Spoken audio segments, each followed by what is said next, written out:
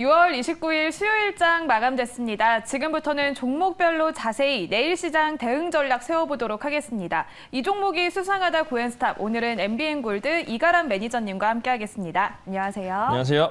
네, 오늘 이가람 매니저님과 함께 마지막 순서로 시청자 여러분들의 종목 상담 도와드리도록 하겠습니다. 지금 매일경제TV 유튜브 채널 들어오셔서요. 고민되셨던 종목명과 매수가 비중 댓글창에 남겨주시면 이가람 매니저님과 함께 종목 고민 해결 도와드리도록 하겠습니다.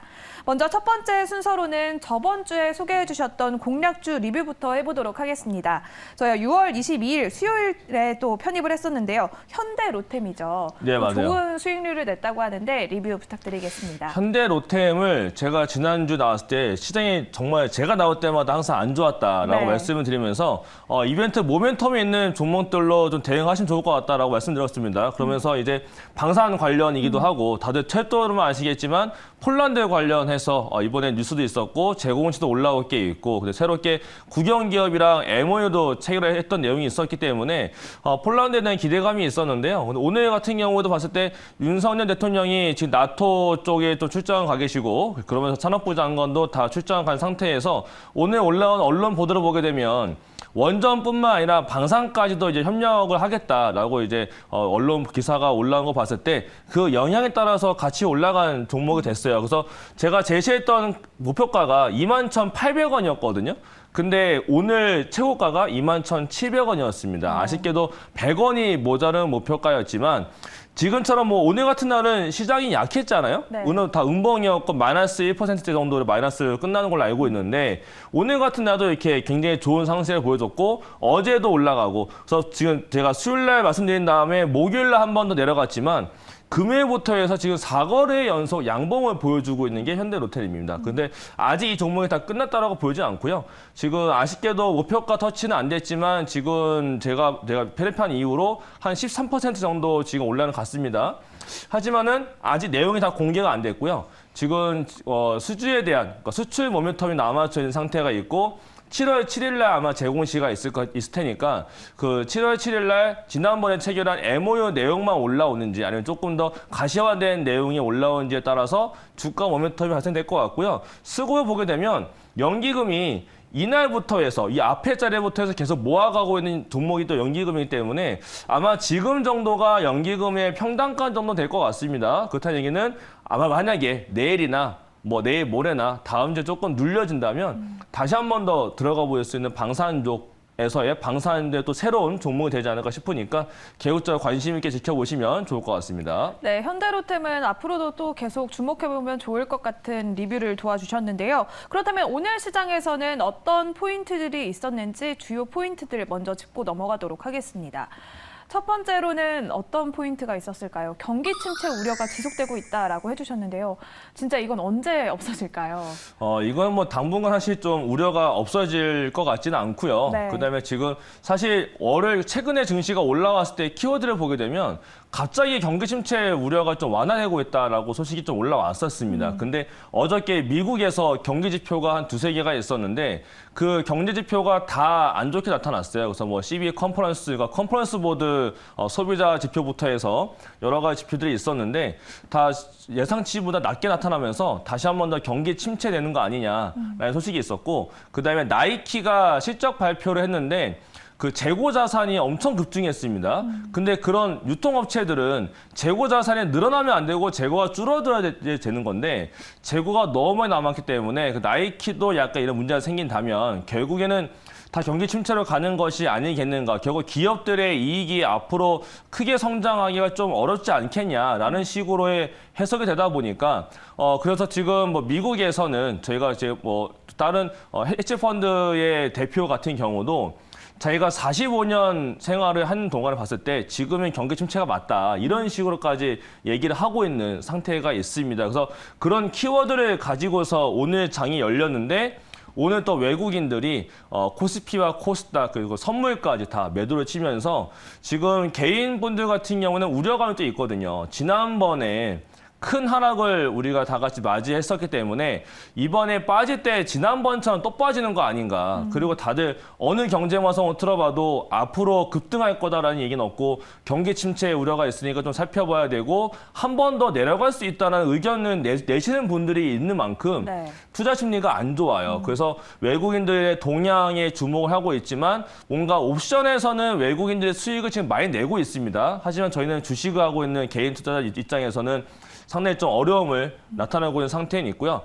근데 그런 상황에서 차익 실현 욕구가 좀 많이 커지고 있는 구간이다 보니까 오늘처럼 많이 올라갔던 신재생 에너지 쪽 종목들도 윗골이 달고 내려온 종목이 있는 만큼 위로 올라갈수록 차익 실현 욕구도 많고 아래에서 올라오는 종목들조차도 매도에 대한 욕구가 많아지고 있는 구간이라서 결국은 지금은 조금 이런 경기 침체에 대한 뭐 지표도 봐야 되고 오늘 밤에도 이제 유럽에서 한 가지 포럼이 열립니다. ECB에서 그래서 라가르트 총재와 제롬 파월 연준 의장이 만나가지고 같이 또 얘기를 하는 게 있어요. 그런 거랑 내일은 또 연준에서 가장 중요하게 생각하는 PC의 물가 지표까지 발표가 되기 때문에 그런 것들은 체크를 하시면서 지수 동향을 보셔야 될 필요가 있을 것 같고 뭔가 좀 대응을 하고 싶다 하시면은 지금 단기적인 모멘텀 이 있는 종목이 있고 그다음에 종목에 따른 일정이 있는 것들 몇 개가 있습니다. 네, 그런 종목들 단기 모멘텀 있는 종목들로만 대응을 일단 해보시는 게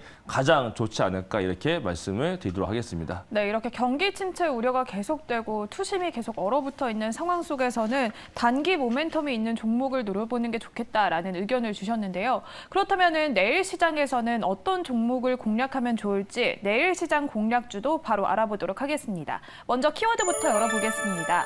키워드가 7월 일정 기대감 이렇게 해주셨는데요. 내일이 벌써 6월의 마지막 날이에요. 시간이 진짜 빨리 가는 것 같아요. 네, 이제 벌써. 22년도 된 거 얼마 안 된 것 같은데 네. 벌써 이제 내일만 지나게 되면 금요일부터는 하반기로 들어갑니다. 그래서 이제 7월 달에 6월 달에 이제 거의 끝나가니까요.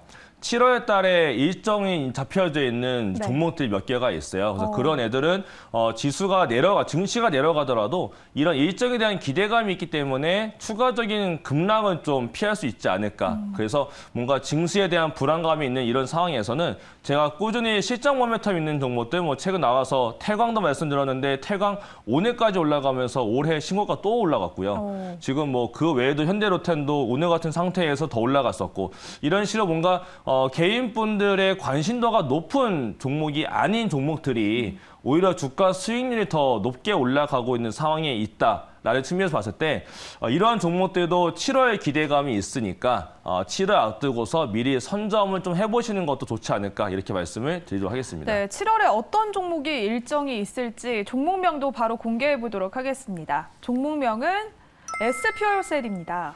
SPO셀 네. 일단 아시는 분들 아시겠지만 수소 관련 종목이에요. 네. 수소 관련 종목들은 이전 정권 때 많이 속았다 하시는 분들이 계실 거예요. 정말 수소가 좋다 하더니만 올라가기는커녕 내려가기만 한다. 그래서 굉장히 안 좋았는데 그때 이제 1년 동안 수소법이 통과가 되지 않고 계류하다 보니까 더 안 좋았는데 이번에 정권이 바뀌면서 수소법이 이제 또 통과가 되고 있는 상황이 있죠. 앞으로 몇 개월 더 지나가야 정확하게 다 통과가 될 텐데 그 수소법에 따라서 이제 이런 수소 관련 종목들은 하락은 좀 제한적이지 않을까 싶고요. 그 법이 이제 다 통과가 되고 이제 공표가 되게 되면 그 다음부터는 앞으로 정책적으로 좋아질 수 있는 게 연료전지. 그러니까 차량용 수소차가 아니라 진짜 건물에 들어가고 수소 연료 전지를 만드는 이런 회사들이 앞으로 수혜를 받을 수 있는 가능성이 하반기에 있겠다라고 보여지고요.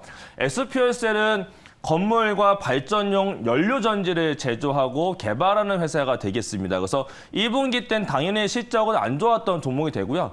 2분기부터는 이제 기저 효과도 있고 약간씩 늘어나고 있는 매출액이 있는 데다가 보통 계절성은 띄기 때문에 하반기에 매출액이 몰려갑니다. 그래서 SPOS에도 하반기 매출액이 전년 동기 대비 봤을 때 36%나 증가될 걸로 전망이 되고 있는 만큼 이제 하반기가 들어가는 7월 달부터가 굉장히 좋은 또 매수 기회가 되지 않을까 이렇게 말씀을 드리겠고요. 그다음에 제가 일정 말씀드렸는데 오늘 같은 경우에 체코 쪽에서 올라온 뉴스를 보게 되면 현대차와 체코 간의 어떤 협력이 맺었다. 민간 기업과 체코 간의 수소 관련해서 협력에 대한 언론 보도가 좀 올라왔습니다. 그래서 오늘도 수소 관련 종목들이 신재생 올라갈 때 같이 올라갔던 측면이 있는데 7월 달에 그 7월 7일일 겁니다. 7월 7일 날 민간 수소기업 협의체 그 H2 비즈니스 서밋이 개최가 되는데요.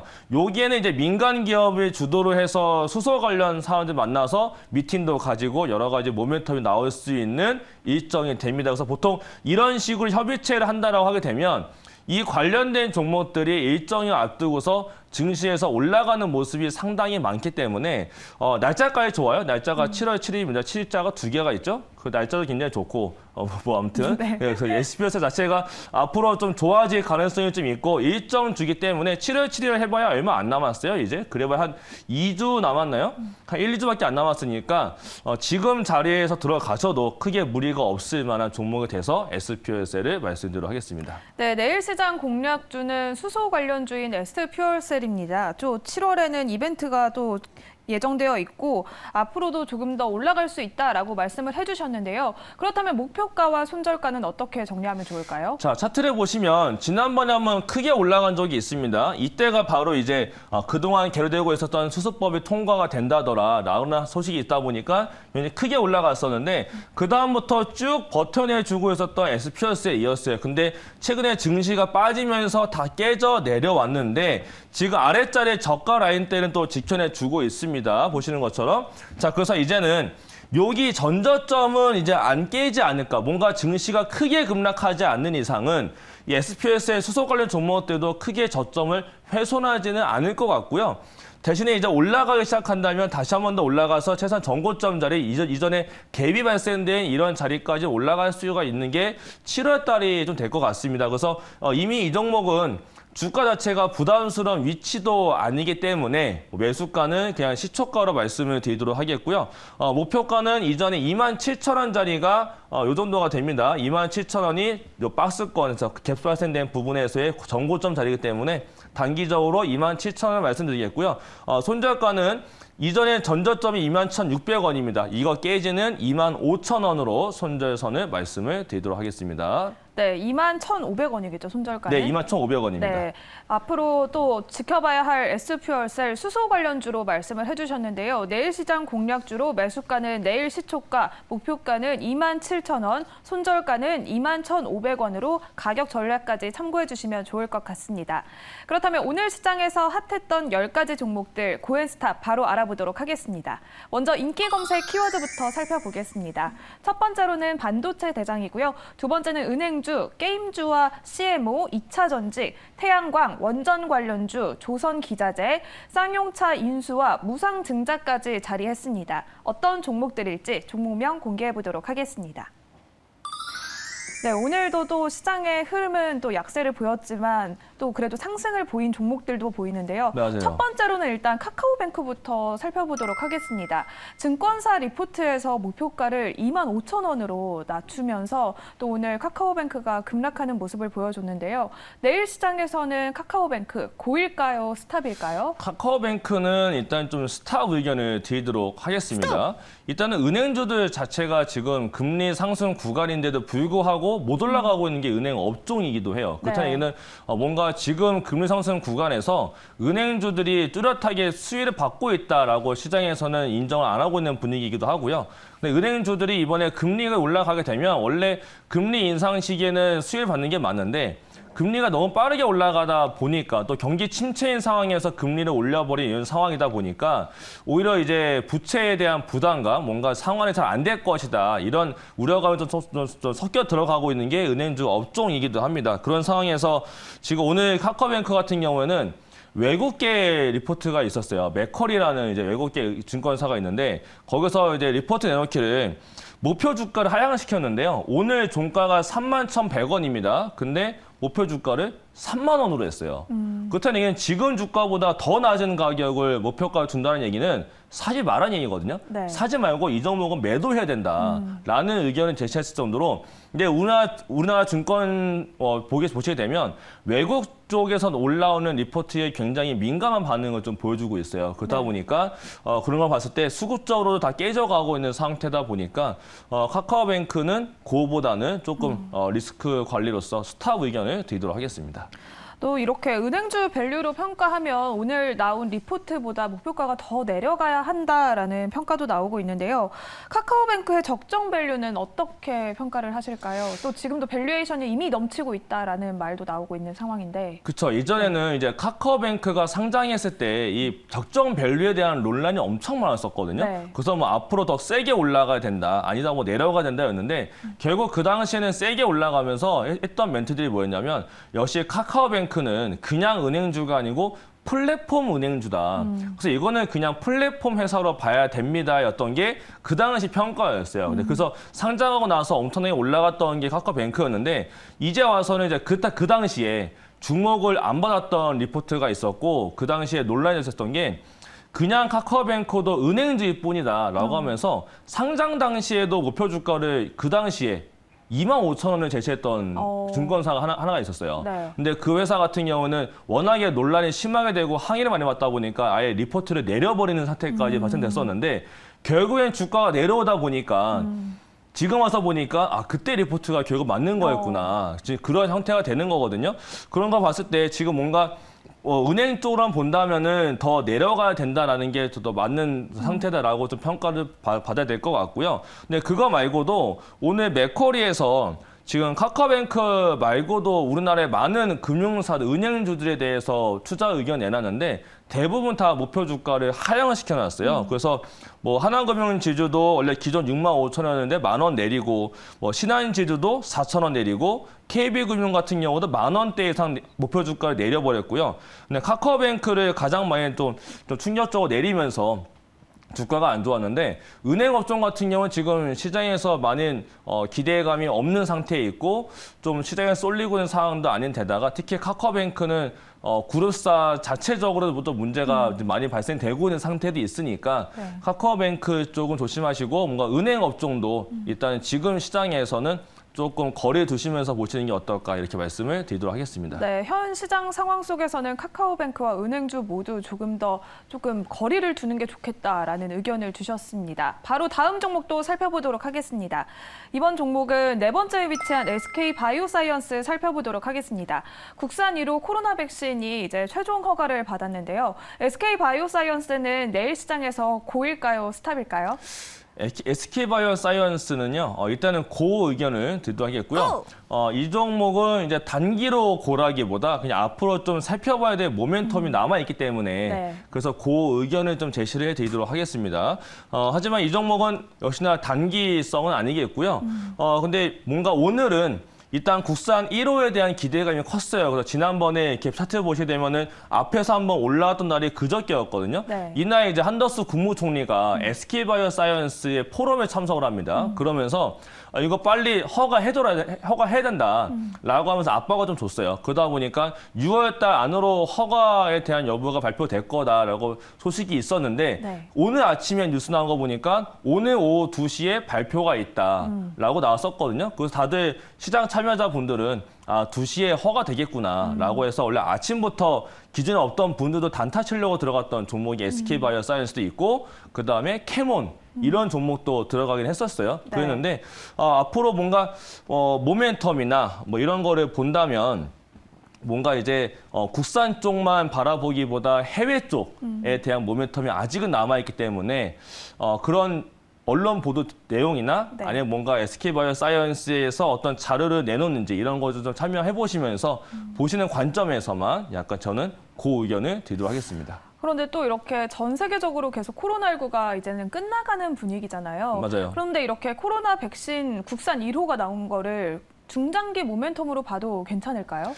그게 좀 많이 아쉽기는 해요. 네. 이제 국내에서 많은 분들이 이제 코로나 접종을 하는 시기에 품목 허가를 받고 진짜 나왔다면 진짜 논란이 없고 정말 실적 다시 한 번 더 올라가면서 뭔가 우리나라에서도 정말 대장주 역할을 할 수 있지 않았을까 싶은데 너무 늦게 나온 측면이 좀 있기는 합니다. 근데 이번에 코로나 백신을 만들면서 끝까지 만들어낸 이유 중에 하나가 국내 같은 경우에는 이미 많은 분들이 접종을 많이 해놨죠. 네. 그래서 뭔가 부스터샷이나 재접종하시는 분들을 위해서 만들었다라는 내용이 있었는데 그래서 코멘트 달아놓은 게 국내 시장보다도 해외 쪽을 본다라고 했었어요. 그 얘기는 뭐냐면 지금 선진국들이나 아시아 시장 같은 경우는 좀 많은 분들이 접종을 많이 해놨는데 지금 개발도상국이라고 해서 약간 좀 경제적으로 취약한 그런 취약국들은 아직도 코로나 백신과의 좀 거리가 좀 있는 나라들이 굉장히 많아요. 네. 그렇기 때문에 SK바이오사이언스도 지금 그것 때문에 세계보건기구인 WHO한테 긴급 사용 목록에 등재를 추진한다라고도 하고요.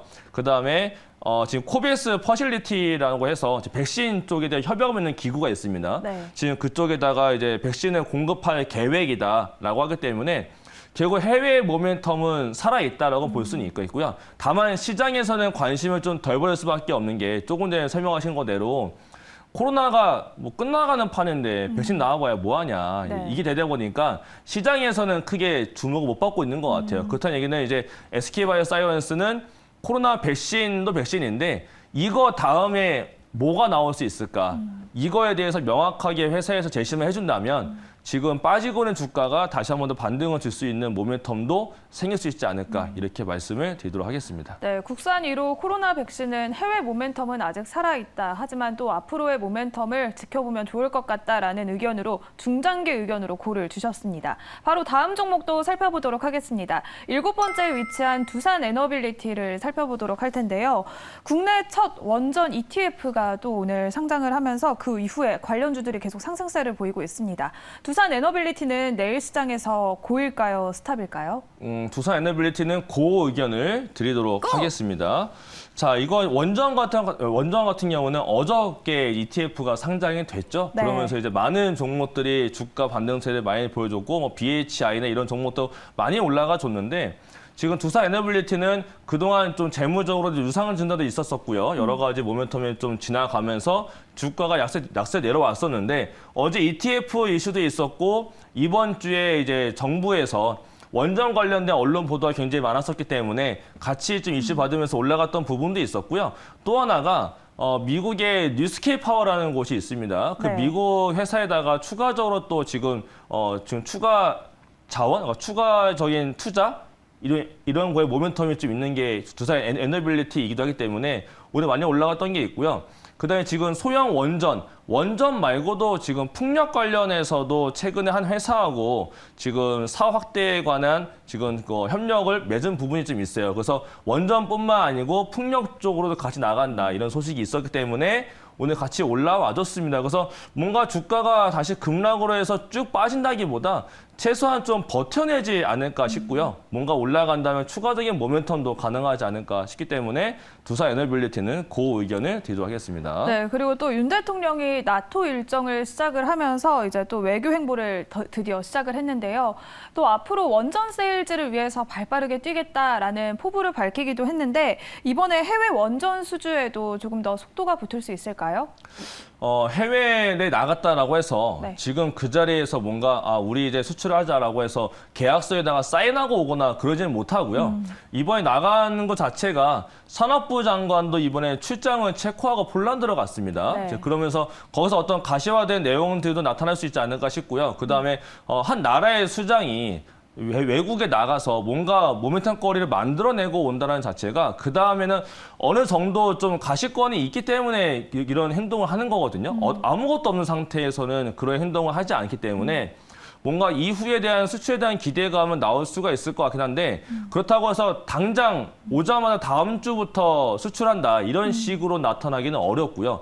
또 상당 기간은 좀 걸리겠지만 개혁적으로 수출에 대한 모멘텀은 이어질 것으로 저는 좀 보여지고 그거 말고도 국내에 봤을 때는 한국 수력 원자론에서는 이제 체코하고 폴란드의 언론인을 국내에다가 초청을 해가지고 실제 우리나라 원전을 취재해가라 이런 식으로 해서 언론인 행사도 지금 하고 있는 만큼 뭔가 좀 강력한 의지를 좀 보여주고 있습니다. 그래서 해외 모멘텀을 본다면 우리나라 같은 단독으로 하기보다 미국이랑 같이 하는 측면이 많아요. 네. 그래서 미국 쪽과 우리나라의 수주 모멘텀이 어떻게 발생되는지 이런 것들은 앞으로 더 기대를 하시면서 추적을 해 나갈 필요는 있겠는데 문제는 이 중장기 모멘텀이랑 해외 수주에 대한 거는 기대감이 있는 건 맞거든요. 제가 봤을 때는 주가가 더 중요할 것 같아요. 네. 근데 주가들은 최근에 많이 좀 반영이 됐고 ETF에 대한 이슈가 있었기 때문에 좀 선반영이 좀 많이 됐습니다. 그래서 이번 주가 끝나고 나면 원전 종목들은 조금 약세로 될 가능성이 좀 있어 보여요. 그래서 지금 이번 주에 올라갔으니까 더 사야지보다 이번 주에 올라갔으니까 조금 매도해놓고 다음 주나 뭐 한 달 뒤나 조금 내려오게 되면 다시 한번 이제 언론 보도가 또 올라올 거거든요. 그 눌림 시에는 좀 매수가 가능할 것 같은데 지금 자리에서 뭐 더 올라가길 크게 올라가기를 바라면서 중장기적인 매수 관점보다는 지금은 일단 내일 모레에 대한 단기 모멘텀 정도 그렇지 않다면 다음 주나 다음 달쯤 내려오게 되면 하락 시에 다시 한번 보시는 걸로 말씀을 드리도록 하겠습니다. 네, 두산 에너빌리티를 포함해서는 또 원전 관련주들이 앞으로 중장기로는 열려 있지만 지금 주가를 본다면 당장 매수하는 것은 조금은 자제하는 게 낫지 않을까라는 의견을 주셨습니다. 그러면 바로 다음 종목도 살펴보도록 하겠습니다. 8번째 위치한 동성 화인텍 살펴보도록 하겠습니다. 오늘 또 대규모의 공급 계약을 체결을 했는데요. 2,355억 규모의 공급 계약을 체결을 했습니다. 동성 화인텍은 내일 시장에서 고일까요? 스탑일까요? 동성 화인텍은 고 의견을 드리도록 하겠습니다. 말씀하신 것대로 오늘 또 수주 공모처럼 나타났죠. 네. 수급을 보게 되면 이 장대 양봉 나타났던 날 사모펀드가 엄청나게 사들어왔어요. 그다음에 옆으로 기어가다가 오늘 수주 공시가 뜨면서 다시 한 번 더 올라갔거든요. 제가 장 마감하고 난 다음에 매매 동향 아직 못 봤는데 기관들이 또 사면서 들어와줬고 정고점 내렸던 12,000원대의 매물 소화를 지금 하고 있는 과정으로 보여집니다. 그리고 지금 유가가 올라가고 가스가 올라가고 뭔가 문제가 생기는 상황에서는 결국 지금 신재생에 부과받는데 그때 같이 부과받는 게 또 조선주도 같이 부과가 받고 있어요. 네. 그런 걸 봤을 때 앞으로 수주에 대한 모멘텀 수주가 줄어들고 있으면은 이 종목은 못 간다고 봐야 되겠지만 수주가 이미 늘어난 상태에서 지금 더 늘어나고 있는 상태에 있기 때문에 동성 화인텍은 뭔가 정고점에 대한 돌파 기대감을 가지고서 저는 고 의견을 드리도록 하겠습니다. 동성 화인텍 고 의견을 주셨는데요. 하락장에서도 계속 조선주들은 잘 버텨주잖아요. 이렇게 또 고 의견을 주셨고 수주도 늘어났으니까 좀 하반기에도 계속 전망이 괜찮을까요? 저는 하반기까지도 괜찮다라고 보고는 있어요. 네. 왜냐하면 제가 나와서도 말씀드렸던 것 종목 등에 보게 되면 뭐 태광도 말씀드렸었고 그리고 제가 저번 주에 나와서도 또 저저번 주에도 그랬었고 조선주 설명 좀 많이 들었었거든요. 네. 그때를 제가 종목 말씀드리면서 뭐 HSD 엔진이랑 한국카본 그다음에 피팅 업체는 태광과 성광밴드 이런 거 잘 보셔야 될 필요가 있다고 말씀드렸는데 태광이랑 성광밴드가 어제 오늘 올라가면서 신고가를 넘어가 버렸어요. 이런 장세에서. 그렇다는 얘기는 지금은 시장에서 주도하고 있는 거는 조선 쪽이 일단 맞는 거고요. 네. 그다음에 조선에서도 기자재들이 지금 시장에서 주도 업종이 되고 있는 상태에 있습니다. 그런 상황에서 피팅 업체들은 고유가에 대한 수혜도 받기 때문에 플랜트 관련이라서 더 올라가고 있는데 그만 그들이 버틴다면 결국 조선 기자재도 더 올라갈 수가 있겠고요. 그다음에 또 하나가 뭐가 있냐면 최근에 카타르 LNG 선들이 수주가 많이 발생되고 있는데 네. 지금 언론 보도를 보게 되면 아직 수주가 다 안 나왔어요. 나와야 될 물량이 아직 남아져 있습니다. 그렇다는 얘기는 지금 LNG 선들 자체만 봤을 때도 조선주 자체도 수주가 더 나와줘야 되는 거고요. 그에 따라서 이 본행자하고 있는 동성 화인텍, 그다음에 뭐 한국카본 이런 종목들은 LNG 선을 만드는데 가장 핵심적으로 필요한 게 본행제이기 때문에 네. 그 본행제를 만드는 동성 화인텍과 한국카본은 계속적으로 수주가 쌓일 수밖에 없는 상황이 있다라고 보여지고요. 다만 이제 문제라면 한국카본은 이제 삼성중공업도 따내고 현대코도 따냈어요. 네. 그게 있는데 추가적으로 대우조선해양까지도 가지고 왔습니다. 근데 동성화인텍은 최근 공시를 보게 되면 아직 대우조선해양 게 없어요. 근데 대우조선해양 쪽은 그 방식이 조금 다른 건데 그런 방식들에서만 조금 더 이제 한국카본이 받았으니까 동성화인텍도 그 다른 쪽에 대한 모멘텀을 가지고 오지 않을까에 대한 기대감이 좀 있거든요. 근데 그런 것으로 봤을 때 동성화인텍도 하반기에 더 좋아질 수 있고 조선 같은 경우도 조금 전에 말씀드린 것처럼 카타르의 LNG가 아직 다 안 들어왔기 때문에 그리고 시장에서 주도 업종 이라고 하는 거는 결국 신고가를 가느냐 이거거든요. 네. 근데 신고가를 가고 있는 게 조선 기자재에 이미 있고 한국카본도 신고가라면 갔었기 때문에 지금 시장에서 조용히 주도주가 되는 업종이 결국 조선주예요. 그렇다는 얘기는 이런 업종들이 깨지지 않는 이상 하반기까지는 계속 모멘텀이 이어질 가능성이 높고요. 그다음에 아직 실적은 안 나와요. 그렇기 때문에 다들 숫자가 안 나오는데 어떻게 더 가냐라고 하시겠지만 그 숫자들은 빠르면 내년부터 이제 본행제부터 찍힐 거거든요. 그럼 제가 봤을 때는 이미 그 흑자에 대한 턴어라운드에 대한 기대감이 지금 들어가고 있는 구간이기 때문에 지금부터라도 더 사놔야 나중에 흑자 찍힌 거를 확인했을 때는 오히려 그때는 차익 매도가 나타날 수가 있을 것 같아요. 그래서 지금처럼 숫자가 안 나오지만 기대감이 있는 상황에서가 오히려 더 플레이하기가 좋기 때문에 지금 이런 주도 업종인 조선주들은 조금 더 긴 호흡으로 좀 보셔도 되지 않을까 이렇게 말씀을 드리도록 하겠습니다. 네, 시장을 주도해 나가고 있는 조선주 하반기에도 좋은 흐름이 이어질 것 같다. 앞으로 주목해 보시면 좋을 것 같다라는 의견을 주셨습니다. 그러면 오늘의 고엔스탑 정리해 보도록 하겠습니다. 카카오뱅크와 크래프톤, KG ETS, 공구음원은 스탑 의견 주셨고요. 나머지 6가지 종목들은 고 의견인 점 참고해 주시면 좋을 것 같습니다. 그러면 이제 시청자 여러분들의 종목 상담 마지막 순서로 도와드리도록 하겠습니다. 하단에 올라오고 있는데요. 첫 번째 종목은 모아 데이터입니다. 매수가는 15,800원에 비중은 30%라고 하시네요.